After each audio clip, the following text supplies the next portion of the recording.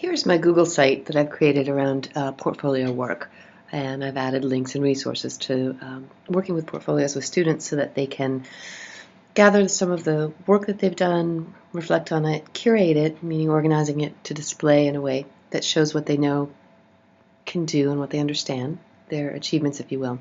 One thing I've been interested in is how students can show that work in multiple ways, and that they can actually either earn credits or get recognition for some of the work that not only did they do in your classes, but also in the learning that they've done outside of school through lots of different venues. So, and if we think about personal learning plans and multiple pathways, it's going to be a great option for students to be able to display multiple avenues of learning.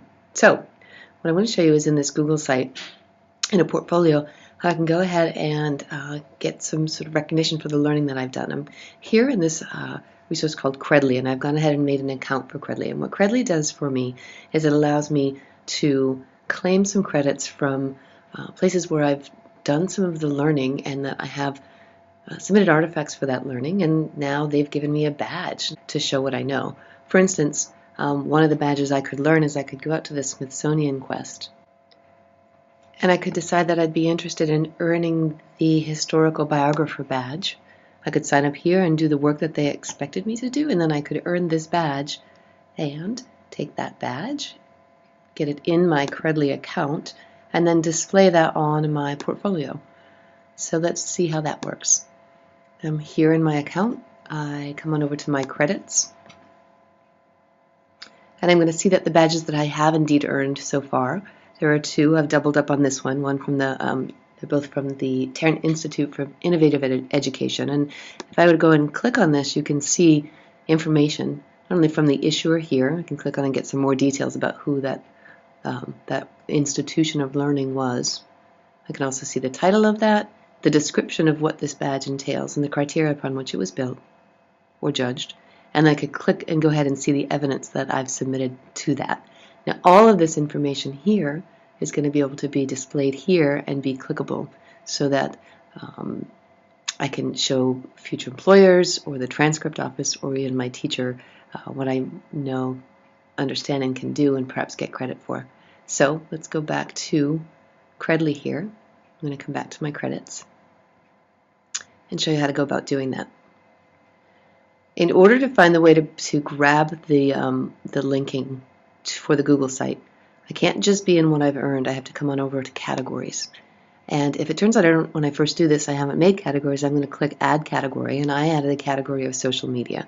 But I could add the historian category or a collaborator category or a critical thinker category, anything you can imagine you'd like your students to be able to organize and display. Once I've done that, I'm finding this little icon here, which is going to get me the embed code. I'm going to tell it that I'd like to display not minus. I want to go to, let's just say the two that exist there. I'm going to want to display the title of the badge and the issuer. Is it the Smithsonian? Is it the Tarrant Institute? Is it a history teacher for a course that I took? I'll select that grid and I'll get the embed code.